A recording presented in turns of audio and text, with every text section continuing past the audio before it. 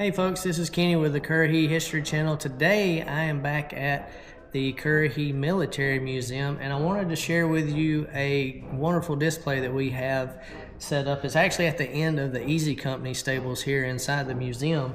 If you notice, we got the big white horse here and our mannequin that is actually depicting Mario Patruno. He was actually a Toccoa man, trained here in the 506 in F Company. And a little bit of a story on this is Mario, just like a lot of the other troopers on D-Day, was misdropped. He was actually 15 miles off his intended target and separated from his unit. And along the way, he stumbled upon this little village town that had a barn and had some horses in the stable.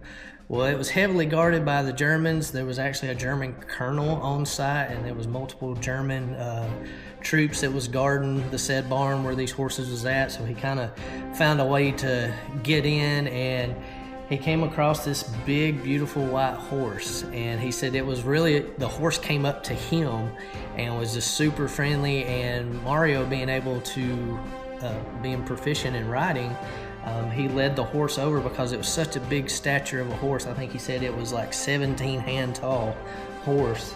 And he led it over to a water trough inside the barn and quietly got up onto the horse and snuck out of the back stall of the barn.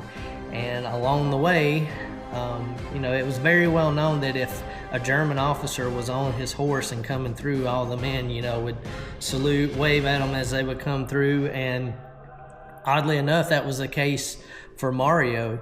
I don't know if it was due to it being so early in the morning, they couldn't really see that he was an American versus a German officer, but they seen the white horse and they immediately saluted him. And so ironically, he was able to just squirt through that area unharmed, and eventually he would get re-upped with his unit, members of F Company of the 506, and would fight in a few little small skirmishes that morning on D-Day.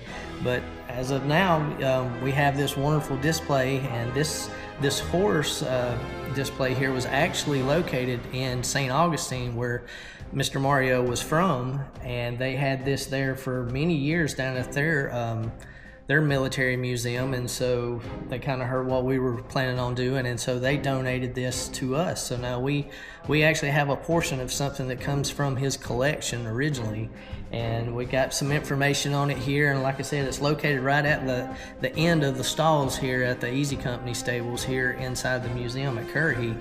And if you're interested, if you do happen to come by the museum, in our gift shop, along with a lot of other great books, we have Fighting with Fox Company, which actually tells more in depth of his story and members of Fox Company as they fight through on D-Day. So very good read. I highly recommend that one amongst all the others that we have. But yeah, that pretty much wraps it up today. I just wanted to highlight this and show it to you. And this, like I said, is one of our many displays that we have here at the museum, and we'd love to have you guys come visit.